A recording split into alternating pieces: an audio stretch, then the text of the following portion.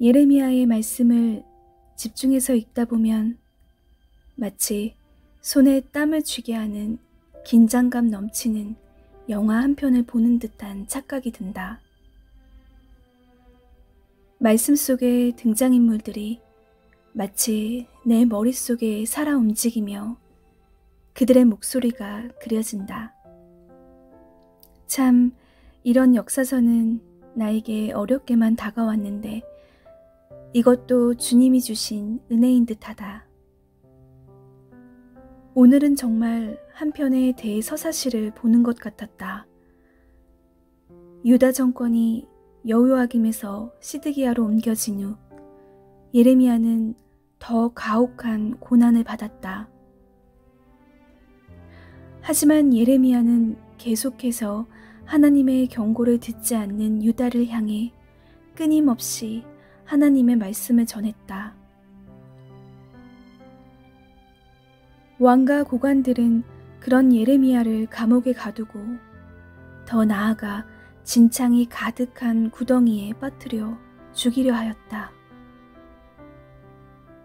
그런 중에 유다 왕 시드기야는 예레미야를 3번이나 불러 하나님이 말씀하신 것을 물어보았다. 예레미야는 그런 그에게 반복적으로 바벨론에게 항복하라 말하지만 시드기야는 하나님보다 유다 백성들이 더 두렵다고 했다. 그들에게 받을 비난과 조롱이 더 두려웠던 것이다.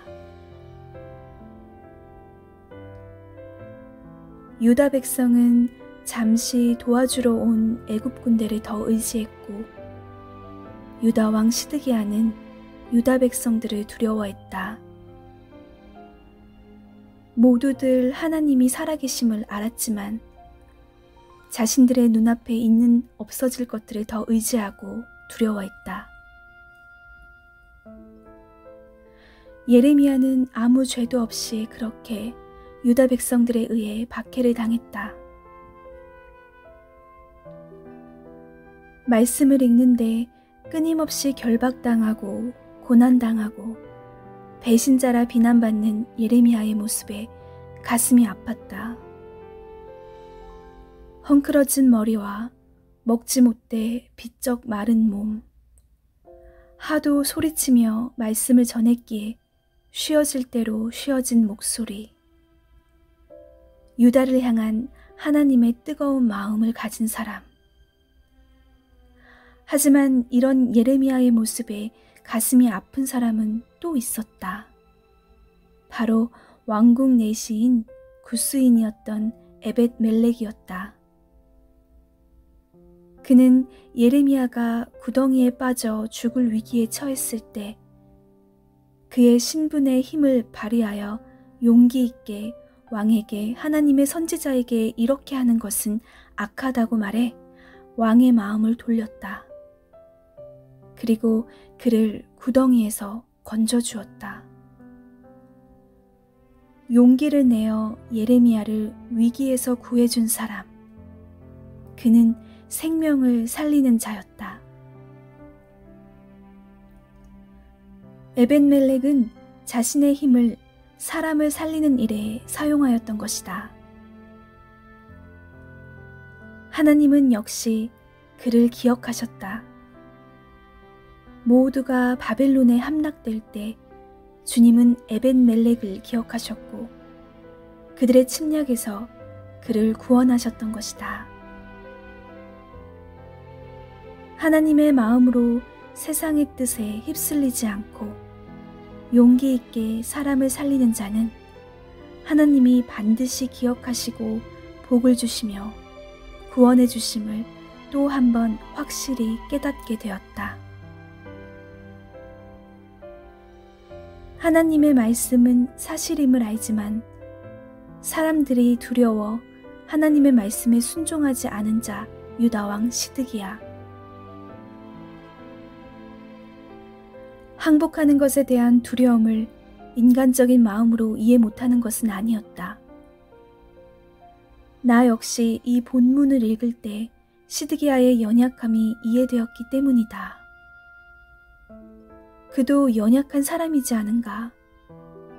그를 보니 백성들의 눈이 무서워 사무엘과의 약속을 어기고 제사를 드린 사울의 모습도 생각난다. 그들도 나도 연약한 사람이기에 하나님의 말씀에 순종한다는 것이, 그것도 나의 이성과 생각으로는 도저히 용납할 수 없는 결과를 받아들인다는 것이 얼마나 힘든 일임을 왜 모르겠는가.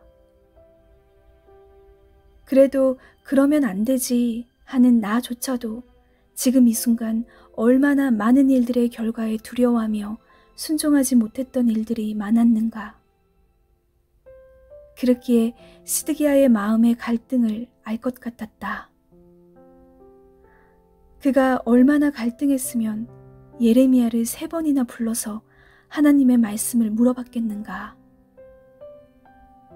혹시나 오늘은 다른 말씀을 주시진 않을까 하는 인간적인 기대심도 있었을 것이다.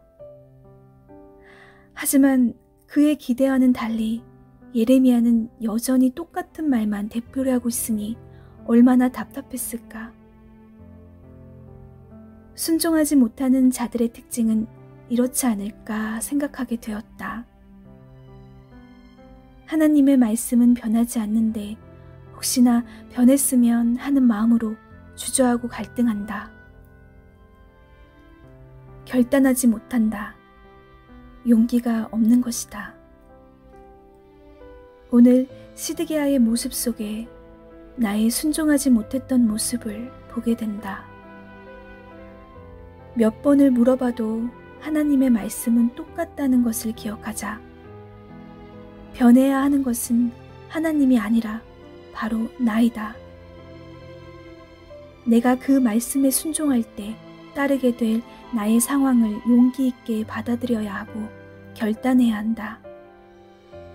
그럼 그 다음은 하나님께서 책임져 주신다. 반드시. 그러나 슬프게도, 너무나 안타깝게도 그들은 하나님의 말씀에 순종하지 않았던 것 같다. 39장에 유다는 바벨론에 의해 함락당하고 예루살렘 성전과 모든 집과 왕궁은 불살라졌다. 그리고 시드기야 왕 일행은 도망가다 결국 바벨론에 붙잡혀 눈을 빼앗기고 결박당했다. 그의 가족들과 유다 고관들과 귀족들은 모두 죽임을 당했다. 갈대아인이 예루살렘 성벽을 헐었다는 말씀 구절을 읽을 때 나는 나도 모르게 눈물이 나왔다. 결국 이렇게 되었구나. 사실 나는 39장에 왕과 유다 백성들이 하나님 말씀대로 바벨론에 항복하였다는 내용이 나왔으면 좋겠다는 생각을 했었다. 하지만 끝까지 불순종한 그들은 결국 주님의 성전을 무너뜨리는 결과를 만들었다.